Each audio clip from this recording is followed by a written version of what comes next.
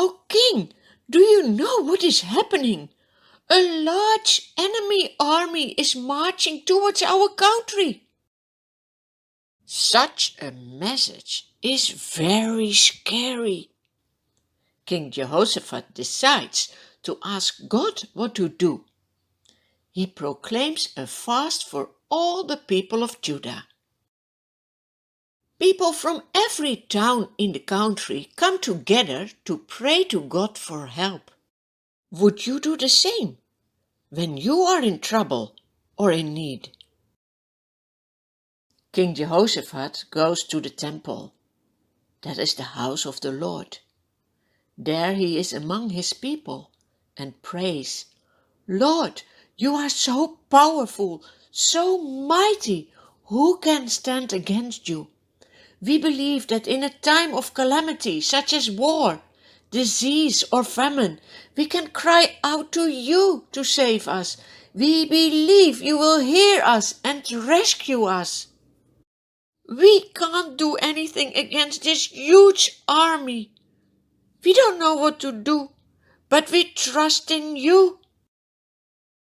How special is this when a king is there praying to the Lord together with the whole nation. Do you see?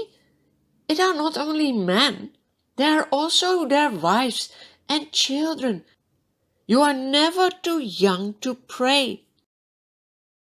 Then the Spirit of the Lord comes on Jehaziel. He is a Levite, and he says, "Listen, King Jehoshaphat and all who live in Judah. This is what the Lord says to you. Do not be afraid or discouraged because of this huge army. The battle is not yours, but God's. Go out to face them tomorrow. Take up your positions, stand firm, and you will see the deliverance the Lord will give you." King Jehoshaphat bows down with his face to the ground. And all the people and children do the same. They worship before the Lord. The next morning, very early, King Jehoshaphat and his people go to the battlefield. As they set out, Jehoshaphat stands and says, "Believe in the Lord your God and you will have success. Believe his prophets and everything will be all right." The king consults with the people. They decide that in front of the army there should be a choir. They sing, "God's loving kindness is forever," as they walk along, praising and thanking the Lord. As they start singing, the Lord causes the enemy army to fight among themselves. They destroy each other. So when the army of King Jehoshaphat arrives on the scene, all they find are dead bodies lying on the ground. Not a single one of the enemy has escaped. Just as God has promised, this was the Lord's battle, and they don't need to fight. Jehoshaphat and his men go to carry off their plunder.